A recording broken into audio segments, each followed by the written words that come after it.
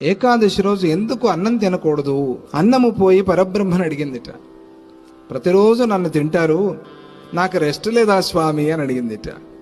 మీకు ఏకాదశి విశ్రాంతి అన్నాడు భగవంతుడు. ఎవరు వింటారు స్వామి అన్నాడు. ఎవరు వింటారు? ఏకాదశి మాకు విశ్రాంతిని ఎవరికి తెలుస్తుంది?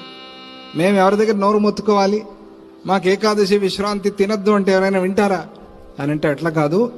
ఈ రోజు నుంచి ఒక నియమము, ఏకాదశి తిథి రోజు సమస్త పాపాలు వచ్చి అన్నాన్ని ఆశ్రయించి ఉంటాయి.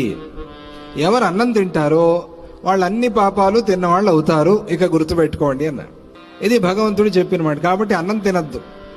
ఫలము క్షీరము మంచిది, దాంతో ఉండటానికి అవ్వట్లేదు అంటే ఎంతో కొంత పలహారంతో నడిపించండి. ఇంట్లో కూడా అన్నం వండకూడదు, ఏకాదశి రోజు అన్నం వండకూడదు. పిల్లలు రోగులు ఉన్నప్పుడు తప్పని స్థితిలో వాళ్ళ కోసం అంతే తప్ప పెద్దల కోసం కాదు.